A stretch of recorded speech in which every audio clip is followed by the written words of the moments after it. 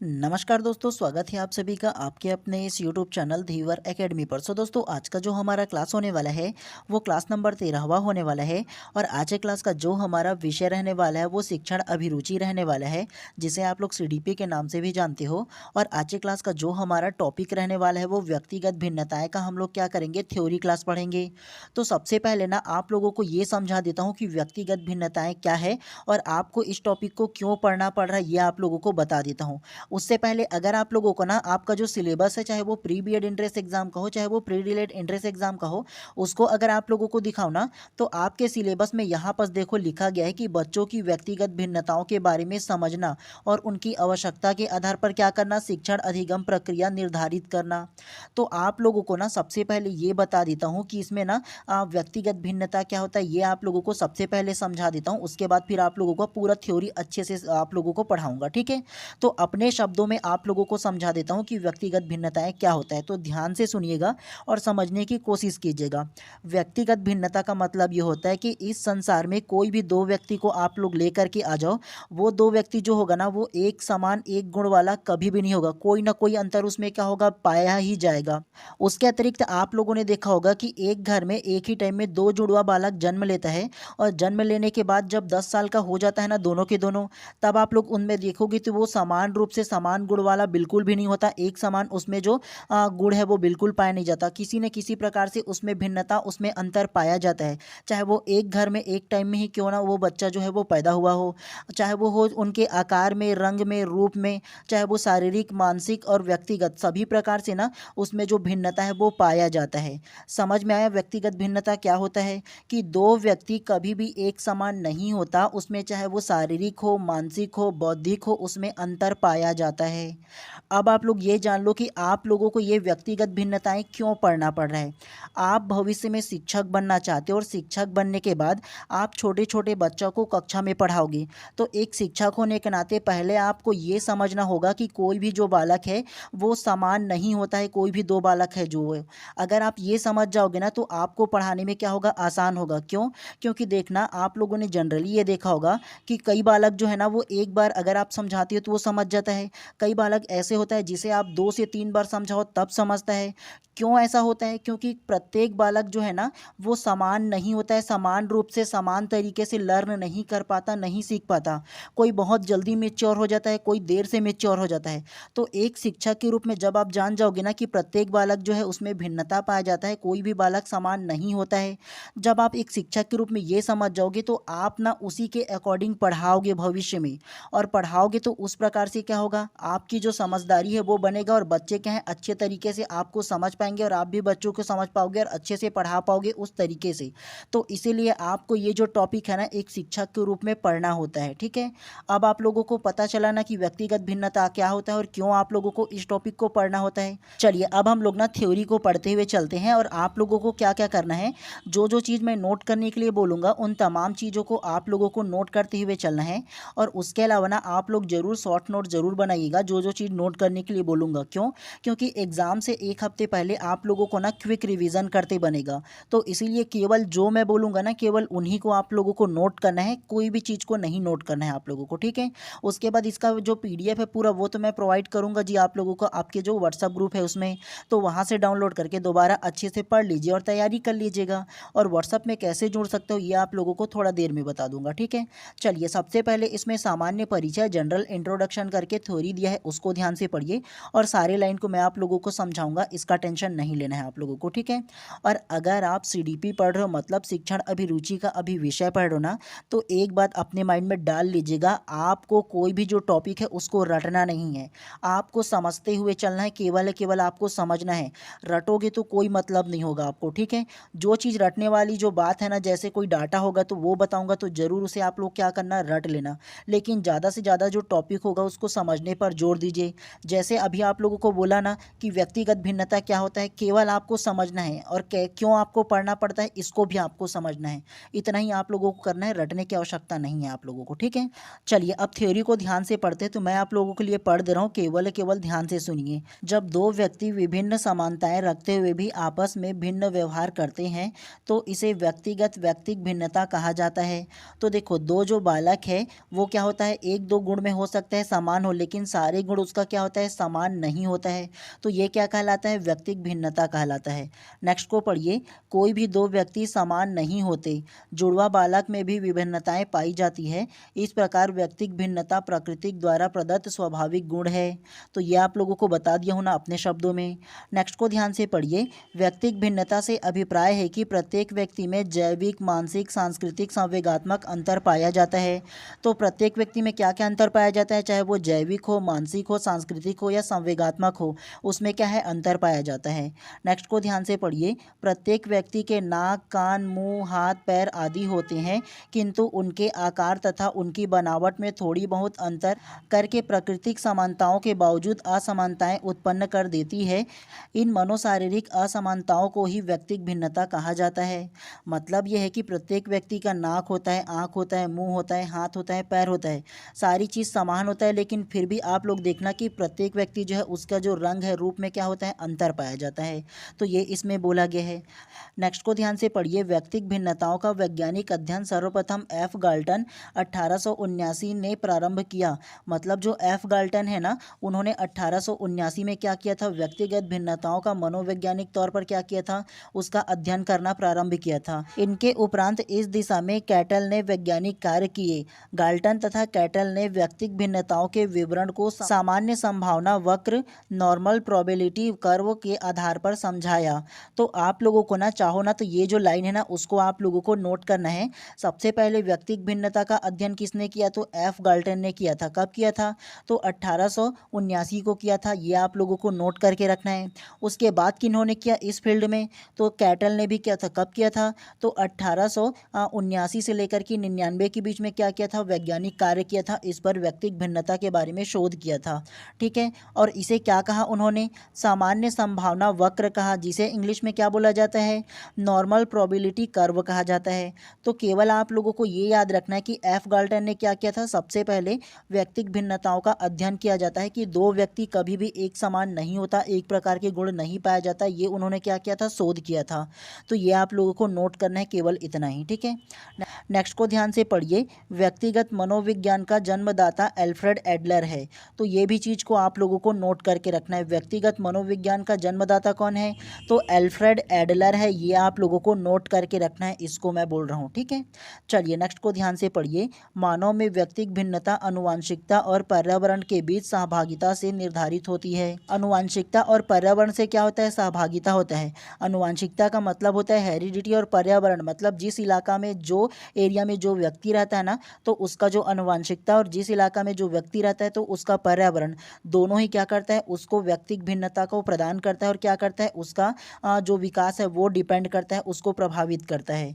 तो ये भी चीज़ आप लोगों को याद रखना है। आनुवांशिकता क्या होता है और पर्यावरण क्या होता है ना, आप लोगों को आगे अच्छे से समझाऊंगा, तो टेंशन आप लोगों को नहीं लेना है इसके बारे में। ठीक है, चलिए नेक्स्ट को ध्यान से पढ़िए, विकलांग बच्चों के समावेशन में उचित देखरेख व पोषण भी महत्वपूर्ण भूमिका निभाती है। तो ये तो महत्वपूर्ण बात है जी। नेक्स्ट को पढ़िए, अनुकूलित शारीरिक गतिविधि का संबंध विकलांग व्यक्ति के लिए कार्यक्रम और सेवाएं प्रदान करने के लिए शिक्षकों की तैयारी से है। तो देखो, अनुकूलित जो शारीरिक विकलांग, जिसको दिव्यांग अभी कहा जाता है ना, तो इस प्रकार के दिव्यांग जो बालक है उसके लिए क्या किया जाता है, विशेष कार्यक्रम और सेवाएं प्रदान किया जाता है शिक्षकों द्वारा। उनको अलग से क्या दिया जाता है, शिक्षा दिया जाता है, ताकि ना उनको विशेष हेल्प की जो ज़रूरत पड़े तो उसको दिया जाए, उसको अतिरिक्त जो पढ़ाई की ज़रूरत है तो उसको दिया जाए। तो इसीलिए क्या किया जाता है, जो दिव्यांग है उसको अलग से कार्यक्रम और सेवाएं प्रदान करता है एक जो शिक्षक है वो। तो केवल आप लोगों को ना सामान्य परिचय में इतना ही आप लोगों को पढ़ना था इसमें। ठीक है, चलिए अब आप लोगों को ना थोड़ा सा और इसमें जो थ्योरी है ना उसको पढ़िए, इससे आप लोगों को और स्पष्ट हो जाएगा कि व्यक्तिक भिन्नताएं क्या होता है। तो ध्यान से पढ़िएगा इसको, प्रत्येक व्यक्ति की दैहिक और सामाजिक योग्यताओं का भिन्न भिन्न होना व्यक्तिगत भिन्नता का कारण है। कोई भी दो व्यक्ति किन्हीं दो बातों में एक समान नहीं है। किसी कक्षा में जितने बालक होते हैं वे सभी दृष्टियों से एक दूसरे से सर्वथा भिन्न भिन्न होते हैं। भिन्न भिन्न व्यक्तियों की सीखने की, काम करने की, चिंता करने की तथा समस्या समाधान और समायोजन की क्षमताएं भिन्न भिन्न होती है। स्किनर, तो स्किनर ने क्या कहा, व्यक्तिगत भिन्नताओं के अध्ययन में व्यक्ति को समूचे व्यक्ति के किसी भी मापन योग्यता पक्ष को सम्मिलित किया जाता है। जेम्स ड्रेवर के अनुसार उन्होंने क्या कहा, किसी समूह के सदस्य में समूह के औसत से मानसिक या दैहिक विशेषताओं का विचलन ही व्यक्तिगत विभिन्नताएं हैं। तो इसको आप लोगों को एकदम ही ज़्यादा नोट करने की आवश्यकता नहीं है। आप लोग एक बार केवल इसको पढ़ लीजिएगा, उसके बाद जब पीडीएफ प्रोवाइड करूँगा ना तो उसमें और अच्छे से पढ़ लीजिएगा आप लोग, ठीक है। और आप लोगों को ये बता दूँ कि आप लोग व्हाट्सएप ग्रुप में कैसे ज्वाइन हो सकते हो। तो आप लोग जा सकते हो इंस्टाग्राम पर और सर्च कीजिए बाय एमडी धीवर करके, वहाँ पर आप लोगों को मेरा प्रोफाइल मिलेगा और मेरे प्रोफाइल पर कमेंट करके बोल सकते हो कि सर व्हाट्सएप ग्रुप में जोड़ना है बोल करके। तो आप लोगों को मैं वहाँ से नंबर लेकर के व्हाट्सएप ग्रुप में जोड़ दूंगा। उसके अलावा आपकी स्क्रीन पर रेंडमली एक व्हाट्सएप नंबर आ रहा है ना, तो वो भी मेरा ही नंबर है। तो वहाँ पर भी आप मैसेज कर सकते हो कि सर मेरे को व्हाट्सएप ग्रुप में जोड़ना है बोल करके। तो मैं आप लोगों को क्या करूँगा, वहाँ से आपका नंबर लेकर के डायरेक्ट व्हाट्सएप ग्रुप में आप लोगों को क्या करूँगा, जोड़ दूंगा। तो वहाँ से भी आप लोग क्या करना, वहाँ से ग्रुप में जुड़ जाना और सारा चीज़ आप लोगों को मिल जाएगा, ठीक है। और व्हाट्सएप में जुड़ने के लिए ना आप लोगों को केवल नॉमिनल चार्ज जो है वो पे करना होगा। जहाँ आप नॉर्मल घूमने जाते हो, जो खाते पीते हो ना जी थोड़ा सा, तो उतना ही करना पड़ेगा। इतना भी नहीं लूँगा कि कोई एफर्ट ना कर सकेगा, हर कोई एफर्ट कर सकता है, इतना ही लूँगा, ठीक है। चलिए पढ़ने के ऊपर फोकस करते हैं। इतना तो आप कर सकते हो अपने पढ़ाई के लिए, क्योंकि देखो अगर आप लोगों को फ्री में सारा चीज़ मिलता है ना तो लोग उनकी वैल्यू नहीं करता है। तो इसीलिए एकदम नॉमिनल जो चार्ज है ना वो रखो ताकि सारे लोग एफर्ट कर पाए, ठीक है। चलिए अब पढ़ने के ऊपर फोकस करते हैं। व्यक्तित्व भिन्नताएं की जो परिभाषा है ना, मतलब अलग अलग मनोवैज्ञानिकों ने किस किस प्रकार से अपना अपना जो मत है, अपना परिभाषा दिया है, इसके बारे में जानते हैं। चलिए सबसे फर्स्ट को ध्यान से पढ़िए। टायलर के अनुसार, तो टायलर ने क्या कहा था, शरीर के आकार और स्वरूप शारीरिक कार्यों की गति, संबंध, क्षमताओं, बुद्धि, उपलब्ध ज्ञान, रुचियों, अभिवृत्ति और व्यक्ति के लक्षणों में माप की जा सकने वाली विभिन्नताओं की उपस्थिति सिद्ध की जा चुकी है। तो ये क्या कहा था, टायलर ने कहा था, ठीक है। मतलब अलग अलग जो व्यक्ति की उपलब्धि है, ज्ञान है, रुचि है, अभिवृत्ति है, उसका व्यक्तित्व है, उसका लक्षण है, तो उसका माप किया जा सकता है। और इसी प्रकार से ना जो उसकी क्षमता है वो क्या होता है, सभी में क्या होता है, अलग अलग होता है, ठीक है। और सब में क्या होता है, भिन्न भिन्न होता है, ये बोला है उन्होंने। चलिए उसके बाद दूसरा को पढ़ते हैं। बीएफ स्क्यूनर के अनुसार, तो उन्होंने क्या कहा, व्यक्तिगत विभिन्नता में संपूर्ण व्यक्तित्व का कोई भी पहलू सम्मिलित हो सकता है जिसका मापन किया जा सकता है। तो ये किसने कहा था, बीएफ स्किनर ने कहा था। उसके बाद तीसरा जेम्स ड्रेवर ने क्या कहा था, तो इसके अनुसार जानते हैं। औसत समूह में मानसिक शारीरिक विशेषताओं के संदर्भ में अंतर को व्यक्तिगत भिन्नता कहते हैं। चलिए उसके बाद जेम्स एस रॉस के अनुसार जानते हैं क्या, तो जेम्स एस रॉस ने क्या कहा था, ये जानते हैं। जहाँ तक कक्षा तथा शिक्षण का संबंध है, व्यक्तिगत भिन्नता की विचारधारा ने शिक्षा के सिद्धांत को प्रगाढ़ रूप से प्रभावित किया। तो ये किसने कहा था, जेम्स एस रॉस ने कहा था। चलिए उसके बाद नेक्स्ट को पढ़िए। व्यक्तिगत विभिन्नताओं का सर्वप्रथम अवधारणा फ्रांसीसी गाल्टन ने 1879 में दी। और किस पुस्तक में उन्होंने दिया था, तो हेरिडिटी जीनियस में दिया था। क्या, तो हेरिडिटी जीनस में दिया था। ये आप लोगों को याद रखना है, लेकिन इसे आप लोगों को नोट करके रखना है, ठीक है। व्यक्तिगत विभिन्नताओं को सर्वप्रथम अवधारणा किसने दिया था, फ्रांसीसी गाल्टन ने दिया था। कब दिया था, तो 1879 में दिया था। ये आप लोगों को नोट करके रखना है इसके बारे में, ठीक है, क्योंकि आपके सिलेबस में है। इसका मतलब यह है कि इसमें से प्रश्न पूछा जाएगा ही जाएगा जी, ये आप लोग नोट करके रख लीजिएगा, ठीक है। और हाँ, अभी आप लोगों के पास टाइम है ना, तो अच्छे से पढ़ने में फोकस कीजिए, बाकियों से ज़्यादा पढ़ने में फोकस कीजिए। मतलब ज़्यादा से ज़्यादा जो डाटा है ना वो कलेक्ट कीजिए, ज़्यादा से ज़्यादा समझने की कोशिश कीजिए। आप लोग पढ़ तो सभी रहे, लेकिन क्या करना है, आपको एडिशनल टाइप से पढ़ना है। कैसे आप अतिरिक्त पढ़ सकते हो, एक्स्ट्रा जो डाटा है वो आप क्या कर सकते हो, सेव करके रख सकते हो। तो इसीलिए आप लोगों को ना ध्यानपूर्वक पढ़ते रहना है। जो जो नोट करने के लिए बोलो तमाम चीज़ों को नोट करते हुए पढ़ते हुए चलिएगा आप लोग, ठीक है। चलिए इसके बाद व्यक्तिगत विभिन्नताओं के प्रकार के बारे में जानते हैं कि जो व्यक्ति है ना वो किन किन प्रकार से अलग अलग होते हैं, भिन्न भिन्न प्रकार के होते हैं, इसके बारे में जानते हैं। सबसे फर्स्ट को ध्यान से पढ़िए, शारीरिक विभिन्नता। तो शारीरिक रूप से कैसे भिन्न होते हैं लोग जो है वो, शारीरिक रूप से प्राणियों में विभिन्नता पाई जाती है, जैसे शरीर का बनावट, परिपक्वता, लंबाई, रंग, रूप आदि। तो शारीरिक विभिन्नता को एक्सप्लेन करने की जरूरत नहीं है कि उनके जो शारीरिक जो विभिन्नता बनावट है ना उसमें क्या है, तो विभिन्नता पाया जाता है, उसमें अंतर पाया जाता है प्रत्येक व्यक्ति में, है ना। चलिए उसके बाद दूसरा को पढ़िए, मानसिक विभिन्नता। मानसिक दृष्टि से व्यक्ति में विभिन्नता होती है। कोई भी प्रतिभाशाली, मूर्ख तथा कम बुद्धिमान होते हैं। अलग अलग अवस्था में भिन्न भिन्न मानसिक योग्यता पाई जाती है। तो आप लोगों ने कई ऐसे व्यक्ति देखे होंगे जो क्या होगा, कोई ऐसे बालक जो है वो प्रभावशाली होगा, कई जो होगा वो मूर्ख होगा, कई क्या होगा, कम बुद्धिमान होगा। तो इस प्रकार से क्या होगा, अलग अलग व्यक्तियों में विभिन्नता पाया जाता है शारीरिक रूप से। चलिए उसके बाद नेक्स्ट को पढ़िए, विचारों में विभिन्नता। व्यक्तियों के वैचारिक रूप से भी विभिन्नता पाई जाती है, जैसे नैतिक, धार्मिक, आध्यात्मिक, दार्शनिक, अनुदार, उदार, अनैतिक, अधार्मिक आदि। तो इस प्रकार से व्यक्तियों के जो विचार है ना वो विभिन्नता पाई जाती है। जैसे कोई भी मैं एक टॉपिक आप लोगों को बता दूँ ना, तो उस टॉपिक में क्या होता है, प्रत्येक लोग का अपना अपना अलग मत होता है, अलग अलग विचार होता है, चाहे वो किसी भी फील्ड में हो। तो ये क्या कहलाता है, ये विचारों में विभिन्नता कहलाता है। ठीक है, मतलब यह है कि कोई व्यक्ति ना उस टॉपिक पर पॉजिटिव सोचेगा तो दूसरा व्यक्ति उसमें नेगेटिव सोच सकता है। तो इस प्रकार से व्यक्तिगत भिन्नता पाया जाता है विचारों में। चलिए उसके बाद संवेगात्मक विभिन्नता के बारे में जानते हैं। संवेगात्मक रूप से व्यक्ति में अंतर पाया जाता है, जैसे शांत, उदार स्वभाव, आक्रमणकारी, क्रोधी, झगड़ालू, प्रशंसाचित्त आदि। तो इस प्रकार से संवेगात्मक जो है ना, मतलब इमोशनल रूप से क्या है, अंतर पाया जाता है लोगों में। कई जो ऐसे होंगे जो शांत होंगे, कई जो होंगे वो उदार होंगे, मतलब किसी भी को देख कर ईजिली रूप से मदद कर देंगे। किसी का जो स्वभाव होगा वो आक्रमणकारी होता है, मतलब तुरंत ही क्या करता है, उसका विरोध करने लगता है। कई क्रोधी होता है, कई झगड़ालू होता है। तो इस प्रकार से संवेगात्मक विभिन्नता ना अनेक लोगों में क्या होता है, पाया जाता है। चलिए उसके बाद रुचियों में विभिन्नता के बारे में जानते हैं। व्यक्तिक विभिन्नता का मुख्य आधार रुचियाँ भी होती है। जैसे किसी की रुचि पढ़ने में होती है, किसी की रुचि संगीत में, किसी की रुचि वार्तालाप में और किसी की व्यक्तिक खेलने में होती है।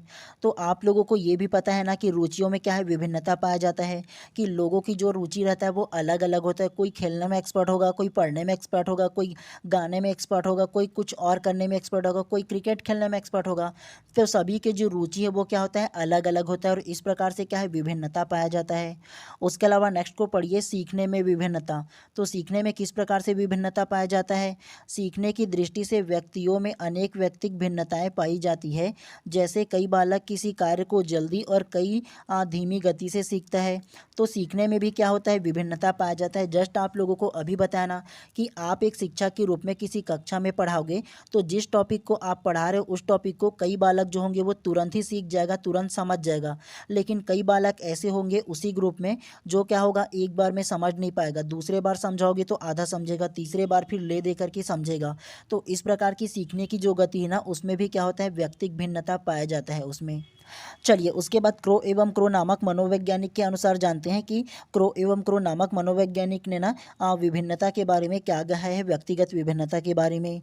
तो ध्यान से पढ़िए। एक ही आयु के बालकों में सीखने की तत्परता का समान स्तर होना आवश्यक ही है। उनके सीखने की विभिन्नता का कारण है उनकी परिपक्वता की गति में विभिन्नता और उनके द्वारा किसी बात का पहले से सीखे हुए होना।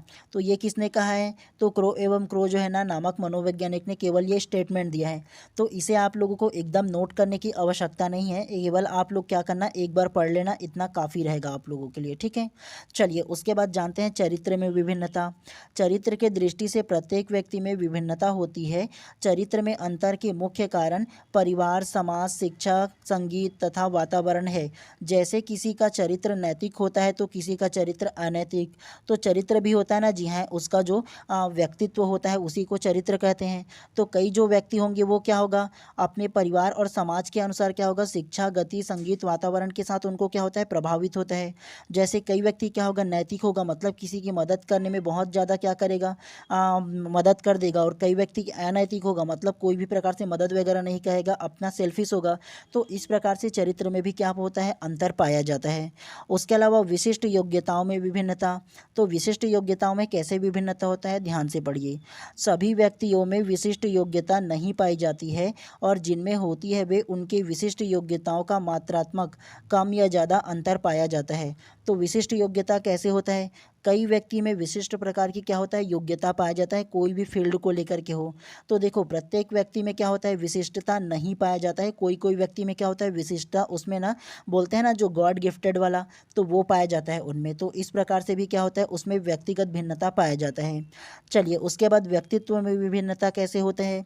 व्यक्तियों में व्यक्तित्व विभिन्नता पाई जाती है, जैसे स्वभाव से अंतर्मुखी, बहिर्मुखी, उभयमुखी होना।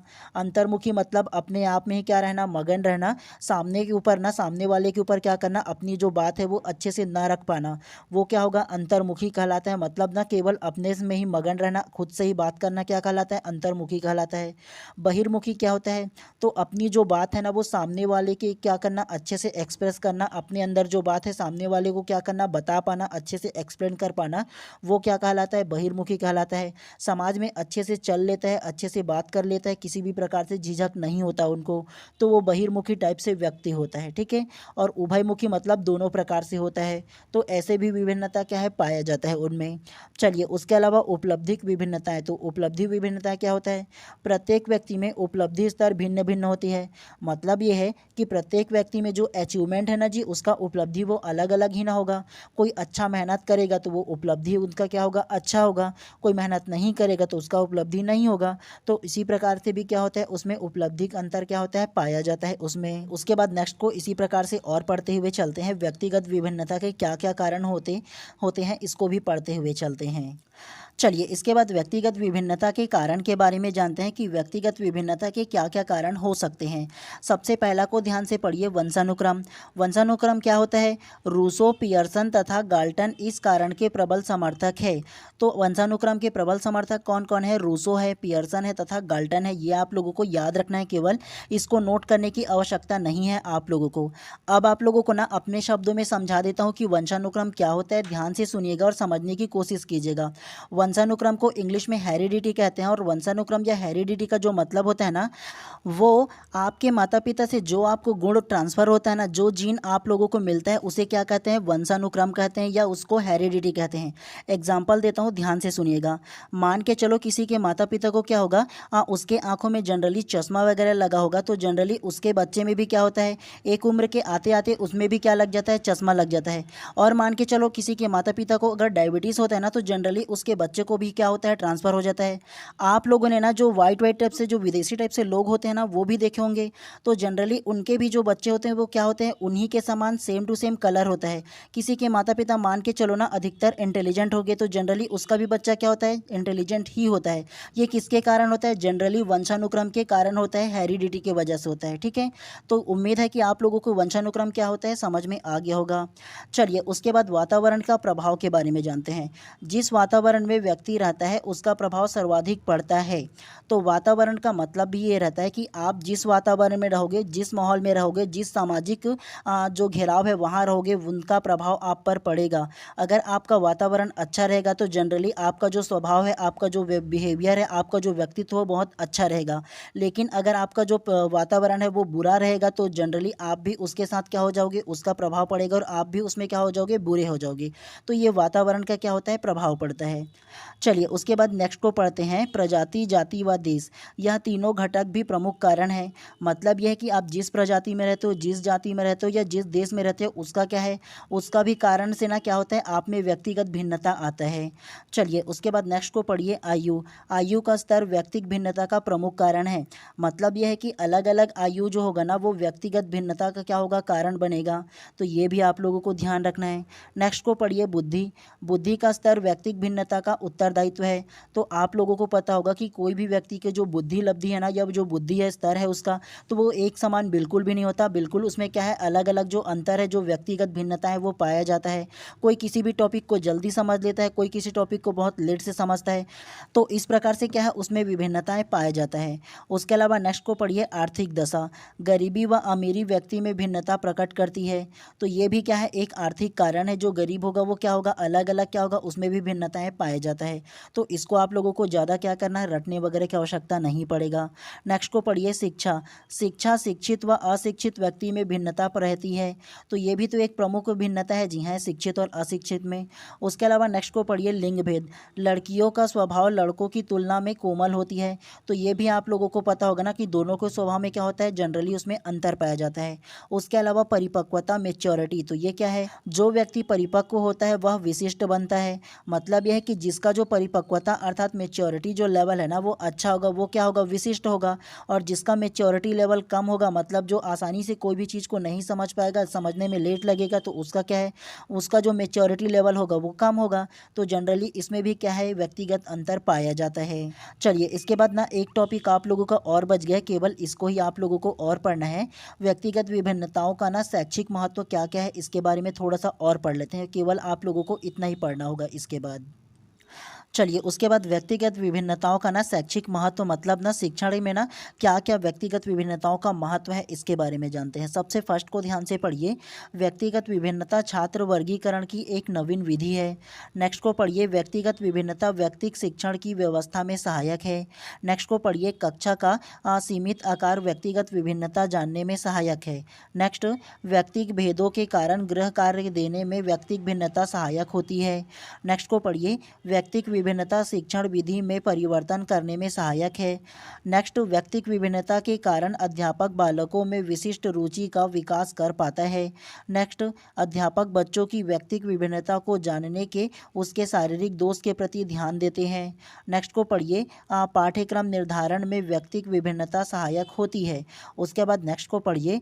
बालक में परिवार और आर्थिक और सामाजिक दशाओं को जानने में व्यक्तिगत विभिन्नता सहायक होती है। तो आप लोगों को ना अब व्यक्तिगत विभिन्नता का जो शैक्षिक महत्व है वो अपने शब्दों में समझा देता हूँ, ध्यान से सुनिएगा। व्यक्तिगत विभिन्नता का शैक्षिक महत्व एक ये होता है कि मान के चलो आप एक शिक्षक हो और आप एक शिक्षक के रूप में एक कक्षा में पढ़ा रहे हो और आपको पता है कि कक्षा में जितने भी बालक हैं ना उसमें व्यक्तिगत विभिन्नता पाया जाता है। मतलब प्रत्येक बालक क्या होता है, अलग अलग होता है, चाहे वो शारीरिक मानसिक चाहे वो बौद्धिक रूप में हो। तो आप क्या करोगे, जो भी बालक जिसमें उसका स्किल होगा, एक जो बालक है वो दूसरे बालक का दूसरे फील्ड में उसका स्किल होगा मतलब महारत हासिल होगा, तो आप क्या कर सकते हो, व्यक्तिगत विभिन्नता आपको पता है तो एक दूसरे की जो स्किल है, एक दूसरे को जो विभिन्नता है, एक दूसरे को क्या करोगे, ट्रांसफ़र करने के लिए बोलोगे कि आप ना खेलने को जानते हो तो आप खेल को किस प्रकार से अच्छे से खेलते हो आप दूसरे बालक को बताओ। दूसरे बालक बोलने में एक्सपर्ट है या किसी लैंग्वेज को जानने में एक्सपर्ट है तो उस लैंग्वेज को क्या करो, आप दूसरे बालक को ट्रांसफ़र करो ताकि एक दूसरे की जो विभिन्नता है ना तो वो क्या होगा, एक दूसरे में ट्रांसफ़र होगा और ट्रांसफ़र होगा तो क्या होगा, सभी बालक में समान रूप से क्या होगा, नॉलेज जो है वो ट्रांसफ़र होगा और सभी प्रकार से क्या होगा, सीख पाएगा जो बालक है वो। तो एक ये शिक्षण का महत्व हो जाएगा, तो इसको भी आप लोगों को ध्यान रखना है। और अलग अलग विभिन्नता होगा ना तो शिक्षकों के लिए क्या है, ये भी लाभदायक है उनके लिए, क्योंकि वो क्या करेगा, अलग अलग प्रकार से जितने भी प्रकार से उसका विकास करना हो वो कर पाएगा अच्छे से, उसका विश्लेषण करके उसकी रुचियों को जान करके। ठीक है, तो ये इसका शैक्षिक महत्व हो जाएगा। तो आप लोगों को केवल इतना ही पढ़ना था, इससे ज़्यादा पढ़ने की आवश्यकता नहीं है। इसके बाद जब मैं नेक्स्ट क्लास लाऊंगा था उसमें आप लोगों का इसी टॉपिक पर जितने भी प्रकार से एमसीक्यू सीरीज़ बनेंगे वो लेकर के आऊँगा, तो वहाँ से भी आप लोग अच्छे से प्रैक्टिस कर लीजिएगा आप लोग। ठीक है, और आप लोगों का इसका जो पीडीएफ है ना अभी ना जो व्हाट्सअप ग्रुप है उसमें डाल दे रहा हूँ, तो वहाँ से डाउनलोड करके क्या करना, पढ़ लीजिएगा आप लोग। ठीक है, चलिए आप लोगों को केवल इतना ही पढ़ना था। और एक बात, आप लोगों को व्हाट्सअप ग्रुप में जितना भी सारा पीडीएफ मिलता है ना अपने तक ही सीमित रखिए, ज़्यादा बेहतर होगा। आप इतना मेहनत करो, इतना पढ़ रहे हो तो वो आप ही के लिए है जी। और उसके अलावा आप पे करके ले रहे हो ना तो इसके लिए क्या करना है, आप अपने तक की रखिए, ज़्यादा शेयर करने की आवश्यकता नहीं है। कम लोग पढ़े ज़्यादा बेहतर है। ठीक है, क्योंकि आपको कंपटीशन नहीं करना है, आपको बाकियों से बेटर होना है तो कुछ ना कुछ एडिशनल होना पड़ेगा ना जी। तो इसीलिए आपको जो जो पीडीएफ मिलता है ना अपने तक की सीमित रखिए, कोई एक्स्ट्रा ज़रूरत नहीं है कि आप बाकियों को भी ट्रांसफ़र करें। ठीक है, चलिए आप सभी लोगों का दिन शुभ एवं मंगलमय हो। मिलते हैं इसी प्रकार से नेक्स्ट वीडियो में। और चैनल को सब्सक्राइब नहीं किया हो तो कर लीजिएगा आप लोग। ठीक है।